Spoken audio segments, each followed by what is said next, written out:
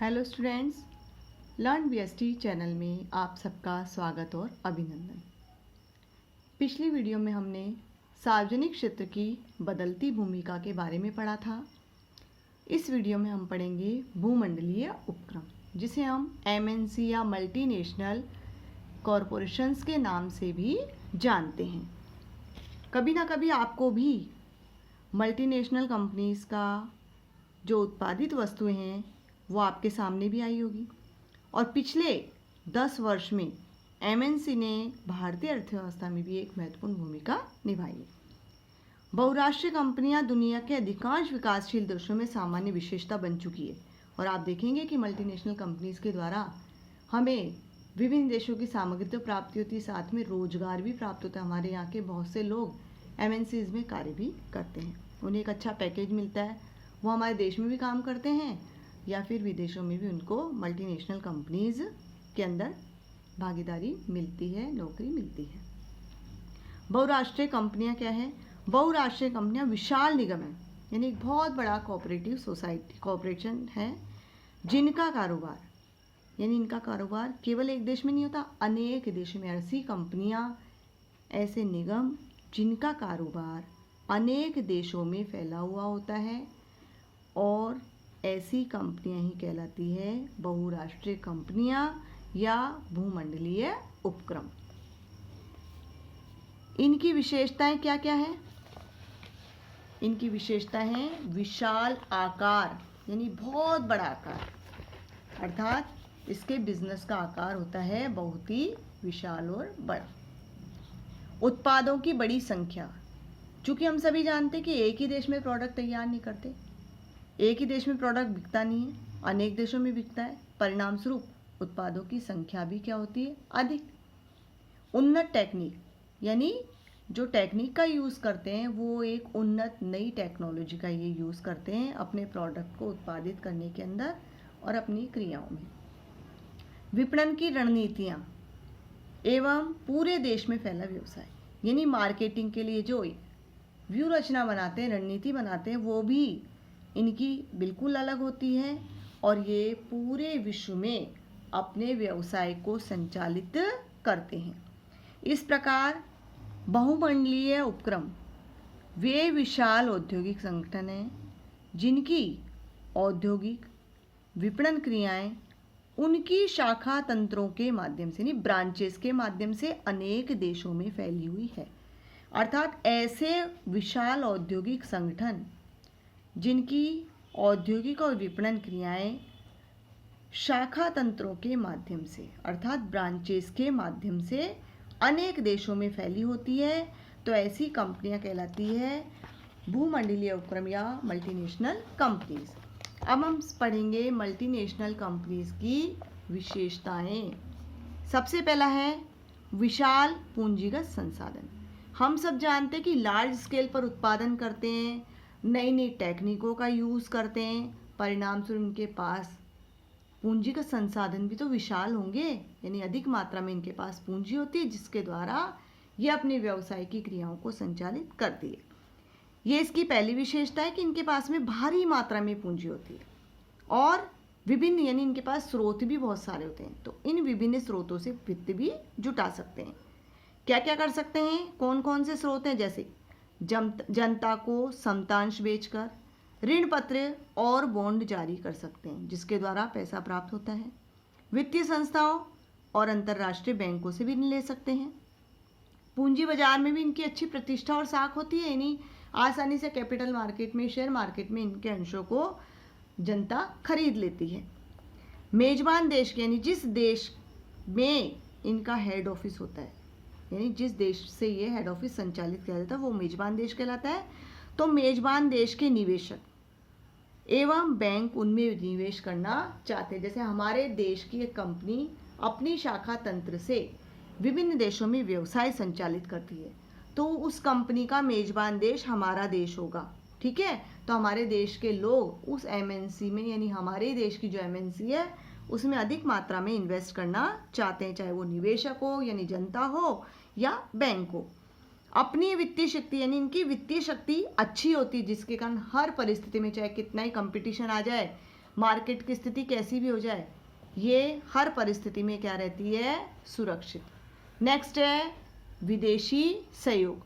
बहुराष्ट्रीय कंपनियां सामान्यतः क्या क्या करती है, तकनीकी का विक्रय यानी टेक्निक को बेचती है। अंतिम उत्पादों के लिए ब्रांड नाम का भी प्रयोग करती है, यानी जो भी प्रोडक्ट ये तैयार करती है उसके लिए ब्रांड नाम का उपयोग करती है। उत्पादन करने के लिए भारतीय कंपनियों से करार करती है, अनुबंध करती है, यानी जो भी प्रोडक्ट तैयार करती है उसके लिए वो हमारी भारतीय कंपनियों से भी क्या करती है, करार करती है, एग्रीमेंट करती है।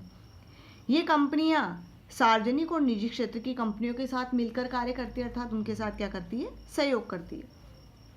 इनके साथ करार में अक्सर, यानी जब ये टाई अप करती हैं हमारे देश की कंपनियों के साथ, तो इनके पास कुछ ऐसे प्रतिबंधित वाक्यांश होता है जिनका ये प्रयोग करती है, यानी कुछ ऐसे टेक्निकल वर्ड्स का ये यूज़ करती है जिनका संबंध तकनीकी के हस्तांतरण, मूल्य निर्धारण, लाभांश का भुगतान, विदेशी टेक्नीशियनों के नियंत्रण आदि से होता है। यानी इनका संबंध किस किस से होता है, टेक्निक के हस्तांतरण से, विदेशी टेक्निकों पर नियंत्रण, मूल्य निर्धारण और लाभांश का भुगतान किस प्रकार उस प्रोडक्ट के लिए किया जाएगा, ये सब ये निर्धारित करती है।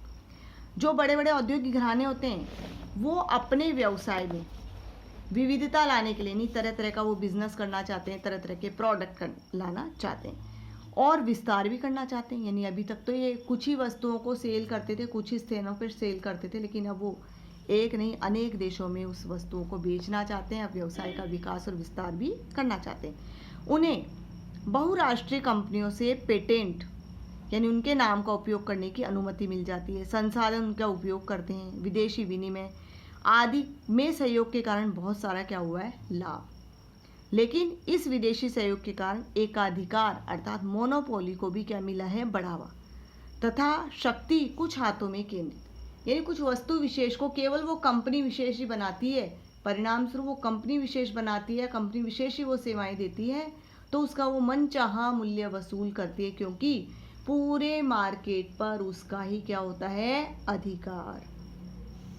इस अधिकार अर्थात एकाधिकार को, यानी एक ही अधिकार रखती हैं, वही अधिकार रखती हैं, तो इस एकाधिकार को मोनोपोली के नाम से भी जानते हैं। उन्नत टेक्निकें, इन व्यावसायिक इकाइयों के पास उत्पादन की जो टेक्निक्स होती है वो भी बढ़िया और नई नई टेक्नोलॉजी का ये यूज़ करते हैं।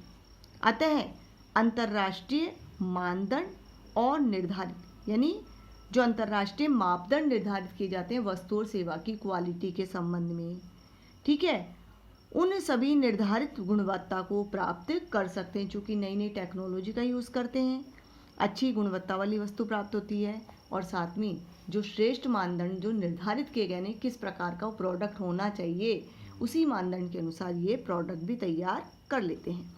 इससे उस देश का, यानी जिस देश में ये उद्योग धंधा संचालित कर रहे हैं उस देश का औद्योगिक विकास होता है, जिसमें ये क्या करते हैं, व्यवसाय को संचालित करते हैं। अर्थात जिस देश में उद्योग धंधे अपने प्रोडक्ट को बनाने के लिए खोलते हैं, जहाँ ये सेल करते हैं, उस देश में क्या होता है, विकास।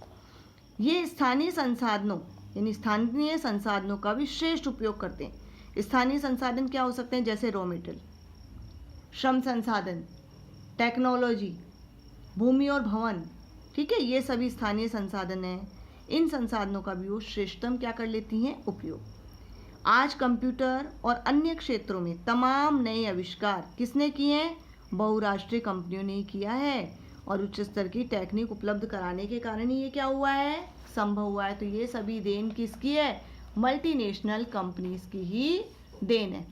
नेक्स्ट है उत्पादन में नवीनता। इन उपक्रमों की क्या विशेषता है कि इनके जो अनुसंधान संस्थाएं, यानी इनके जो अनुसंधान विभाग है, डेवलपमेंट विभाग है, ये होते हैं बड़े आधुनिक, अर्थात नई नई टेक्नोलॉजी का ये क्या करते हैं, उपयोग, जिसके कारण नए नए उत्पादों का विकास, और जो वर्तमान में उत्पाद वो तैयार कर रहे हैं वो श्रेष्ठ से श्रेष्ठ डिज़ाइन का वो तैयार करने में जुटे हुए रहते हैं। गुणवत्तापूर्ण अनुसंधान, यानी अनुसंधान अच्छे से अच्छा किया, रिसर्च का कार्य बहुत बढ़िया होता है, जिसके लिए बहुत अधिक मात्रा में पूंजी की आवश्यकता होती है, और जिनसे केवल वैश्विक उपक्रम, यानी ऐसी पूंजी की आवश्यकताओं को कौन वहन कर सकता है, केवल वैश्विक उपक्रम यानी मल्टीनेशनल कंपनी जिनके पास अधिक मात्रा में पूंजी होती है। नेक्स्ट है विपणन रणनीतियाँ, यानी मार्केटिंग करने के लिए जो व्यूह रचना रखते हैं, रणनीति बनाते हैं, वो भी उनकी क्या होती है, बड़ी ही प्रभावी, यानी वो जैसा चाहते हैं उसी प्रकार का उनको परिणाम भी आसानी से प्राप्त हो जाता है। इस प्रकार की ये मार्केटिंग के लिए व्यूह रचना बनाते हैं। इनकी विपणन की रणनीतियाँ अन्य कंपनियों की रणनीतियों के अपेक्षा अधिक क्या होती, इफेक्टिव, थोड़े ही समय में अपनी बिक्री को बढ़ाने के लिए ये आक्रामक यानी ऐसी रणनीति को अपनाते हैं जिससे थोड़े ही समय में बिक्री में क्या हो जाती है, वृद्धि। इनके पास बाजार संबंधी अधिक विश्वसनीय नवीनतम सूचनाएं होती, चूंकि ये एक ही देश में नहीं करती, अनेक देशों में करते हैं। जिनके साथ ये सहयोग करती हैं वहाँ से इनको मार्केटिंग की एक नई सूचनाएं और नई अधिक विश्वसनीय जानकारियां भी इनको प्राप्त होती रहती है कि ग्राहक क्या चाहता है, किस प्रकार के प्रोडक्ट उसको खरीदने हैं, मूल्य क्या होना चाहिए, क्वालिटी क्या होनी चाहिए, ये सारी सूचनाएं इसको प्राप्त हो जाती है। परिणाम स्वरूप ये उसी के अनुसार माल तैयार करते हैं और माल अधिक बिकता है। इनके विज्ञापन और बिक्री संवर्धन की टेक्निकें भी, यानी इनका विज्ञापन करने का तरीका और बिक्री बढ़ाने के लिए जो जो टेक्निक्स का ये यूज़ करते हैं वो बड़ी प्रभावी होती है, क्योंकि विश्व बाजार में अपना स्थान बना चुके होते हैं, क्योंकि पूरे यूनिवर्स में अर्थात फुल वर्ल्ड में इनकी जगह जगह शाखा तंत्रों के माध्यम से बिजनेस करते हैं, इसलिए पूरे विश्व बाजार में अपना स्थान बना चुके होते हैं। इनके ब्रांड भी फेमस होते हैं, इसीलिए इनके उत्पादों को कोई भी खरीद लेता है, आसानी से बिक्री करना भी क्या हो जाता है, सरल, किसी प्रकार की कोई कठिनाई नहीं आती। नेक्स्ट है बाजार क्षेत्र का विस्तार। इनकी व्यावसायिक क्रियाएं इनके अपने देश की भौतिक सीमाओं के पार होती है, अर्थात केवल ये व्यावसायिक क्रियाओं को अपने ही देश में नहीं करते बल्कि अन्य देशों में भी करते हैं, और इसी कारण इनमें अंतर्राष्ट्रीय छवि का भी क्या होता है, निर्माण, यानी इंटरनेशनल गुडविल भी बनती है। तथा इनकी विपणन यानी मार्केटिंग की सीमा भी बढ़ती है, क्योंकि अभी तक तो केवल अपने देश में मार्केटिंग, लेकिन जैसे मल्टीनेशनल कंपनी हुई, मल्टीनेशनल कंपनी केवल अपने देश में ही मार्केटिंग के लिए कार्य नहीं करेगी बल्कि अन्य देशों में जहाँ जहाँ ब्रांचेज है वहाँ के लिए भी मार्केटिंग का कार्य करते हैं, तो विपणन सीमा भी बढ़ती है। इससे ये एक अंतर्राष्ट्रीय ब्रांड बन जाता है और मेजबान देशों में जो इसकी सहायक कंपनियां हैं, शाखाएं हैं और इससे संबद्ध कंपनियां हैं, ये सभी कंपनियां कार्य करती है, तो इन सभी के माध्यम से ये अपने बाजार के क्षेत्र का विस्तार करके अधिक मात्रा में सेल करते हैं। अपना विशाल यानी इनका जो आकार होता है बहुत बड़ा होता है, जिसके कारण ये बाजार में दूसरों पर क्या रहती है, हावी, परिणाम स्वरूप कंपटीशन में अधिक मात्रा में टिकती है। केंद्रीकृत नियंत्रण, इनका जो कंट्रोलिंग किया जाता है वो किया जाता है मुख्यालय द्वारा, यानी जहां इनका हेड ऑफिस होता है उस हेड ऑफिस द्वारा इन पर कंट्रोलिंग की जाती है, और ये सभी शाखाओं और सहायक इकाइयों पर क्या रखता है, नियंत्रण। और हेड ऑफिस होता है इनके अपने देश में, यानी हमारे देश की मल्टीनेशनल कंपनी है तो उसका हेड ऑफिस हमारे देश में होगा और अन्य जो उसकी ब्रांचेज है वो अन्य देशों में होंगी। लेकिन ये नियंत्रण जनक कंपनी यानी जो मुख्यालय जो स्थापित करने वाली कंपनी है उसके व्यापक नीतिगत ढांचे तक सीमित, यानी जैसा ये चाहती हैं वैसी ही इसकी ब्रांचेस कार्य करती है और प्रतिदिन के कार्यों में हस्तक्षेप नहीं करती, यानी केवल जो बड़ी बड़ी नीतिगत कार्य होते हैं उन पर तो ये क्या करती है, अपना नियंत्रण रखती है और दिन प्रतिदिन के कार्यों में हस्तक्षेप नहीं करती। वो फुल फ्रीडम दे देती है अपनी ब्रांचेस को कि कैसे भी माल को अधिक से अधिक बेचना है, और बेचना किस प्रकार से, हमने जो आपको नियमानुसार या जो नीतियाँ बताई है उसके अनुसार शेष करना आपको है। ऐसे में इसकी ब्रांचेस के माध्यम से ये अधिक से अधिक क्या करते हैं, अपने व्यवसाय को संचालित करते हैं। ओके स्टूडेंट्स, इस वीडियो को ध्यान से समझिए और सुनिए। नेक्स्ट वीडियो में हम पढ़ेंगे संयुक्त उपक्रम। तब तक आप इस वीडियो को ध्यान से सुनिए, देखिए और पूरा सुनिए, अधूरा नहीं बल्कि पूरा सुनिए, तभी आपको वीडियो ध्यान से समझ में आएगी और बुक के द्वारा भी पढ़िए। अगर आपने अभी तक मेरे चैनल को सब्सक्राइब नहीं किया है तो सब्सक्राइब कीजिए। पिछले 2 चैप्टर्स की भी मैं वीडियो बना चुकी हूँ, ये 3rd चैप्टर है। अगर वो चैप्टर्स आपने नहीं देखे हैं तो उन्हें भी देखिए और समझिए। फर्स्ट चैप्टर के मैंने क्वेश्चन आंसर करवा दिए, सेकंड को चैप्टर के मैंने लघुत्तरात्मक करवा दिए, दीर्घ उत्तरात्मक क्वेश्चन आंसर भी आपको कुछ ही समय में प्राप्त हो जाएंगे। तब तक आप इन वीडियोस को ध्यान से देखिए और सुनिए। Thank you.